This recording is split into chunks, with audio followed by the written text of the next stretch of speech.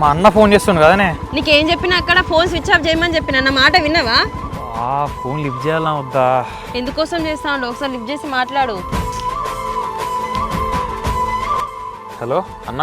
Hello తమ్ముడు, ఎక్కడున్నావురా? అన్న ఇక్కడనే బయట ఉన్నా అన్న. నీ ఇప్పుడే కళ్యాణ్ తోటి మాట్లాడినా. కళ్యాణ్ చెప్పే నిజమేనారా? నువ్వు కావ్య మ్యారేజ్ చేసుకున్నామని చెప్పి వెళ్తాలా? నిజమే అన్న, నా వల్ల కావట్లేదు అన్న. కావ్యాన్ని పెళ్లి చేసుకొని ఇంటికి వస్తా అన్న. అరే తమ్ముడు, తొందరపడకురా. నువ్వు ఫస్ట్ ఇంటికి రా, అమ్మాయిని ఇంటికి పంపించి నువ్వు ఇంటికి రా. ఇంటికి వచ్చిన తర్వాత నిమ్మలం కూర్చొని ఏం చేయాలని చెప్పేసి ఆలోచిస్తావు. నువ్వు చేసే మాత్రం తప్పురా రే. ఏదన్నా వాళ్ళన్న అస్సలు ఒప్పుకోడు. నేను కానీ ఇప్పుడు ఈ స్టెప్ తీసుకోలేదు అనుకో, కావ్య నాకు ఎప్పటికీ దూరం అయిపోతుంది అన్న. అదే తమ్ముడు, ఇట్లా వేడి మీద నువ్వు డిసిజన్ తీసుకోకు.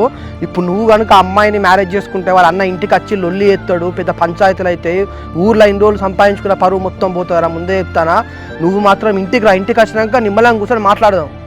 సారీ అన్న, కావ్యాన్ని పెళ్లి చేసుకున్నాక నేను ఏదైనా ఆలోచిస్తాను.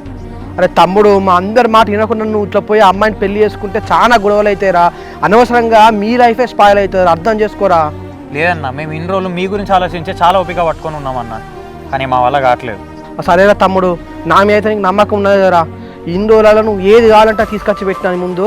ఇప్పుడు నీకు మాట ఇస్తారా, నీది నువ్వు కావ్య పెళ్లి చేసే బాధ్యత నాది. నా మాట నమ్మి ప్లీజ్ ఇంటికి రారా. లేదన్నా, అసలు ఇక్కడ ప్రాబ్లం నీతో కాదన్నా, నీ మీద నమ్మకం ఉంది. ప్రాబ్లం మొత్తం కావ్య వాళ్ళ అన్నతోనే అన్న. వాళ్ళ అన్న అసలు ఒప్పుకోవట్లే కదా. సరే తమ్ముడు, ఒక్కసారి నువ్వు కావ్యకి రండి. కావ్యతో ఫోన్ మాట్లాడిన తర్వాత మీ ఇద్దరు కలిసి ఒక నిర్ణయం తీసుకోవాలి ఇక. సరే అన్న. కావ్య, మా అన్న మాట్లాడతాడంట, ఇంకొకసారి హలో, చెప్పండి.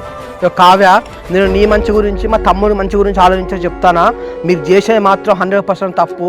మీకు మీ అన్న గురించి మొత్తం తెలుసు. నువ్వు మీ ఇంటికి పో, మా తమ్ముడిని మా ఇంటికి పంపి. లేదండి, మా అన్నకి ఎంత చెప్పినా ఒప్పుకోవట్లేదు. మా బావకి ఇచ్చే పెళ్లి చేస్తా అంటాడు. సరే కావ్య, నేను మీకు మాట ఇస్తాను. ఒకవేళ మీ అన్న కనుక మీ బావతో మ్యాచ్ సెట్ చేసినా కూడా నేను మా నాన్న మీ ఇంటికి వచ్చి మీ అన్నని ఏదో రకంగా ఒప్పించి మీ ఇద్దరు పెళ్లి చేస్తాం. అంతేగాని మీరు తొందరపడకండి. నువ్వు మీ ఇంటికి పో, మా తమ్ముడిని మా ఇంటికి పంపించేసి ప్లీజ్. మీరు ఆల్రెడీ మాట్లాడారు కదండి, అప్పుడే ఒప్పుకోలేదు, ఇప్పుడు ఎట్లా ఒప్పుకుంటారు?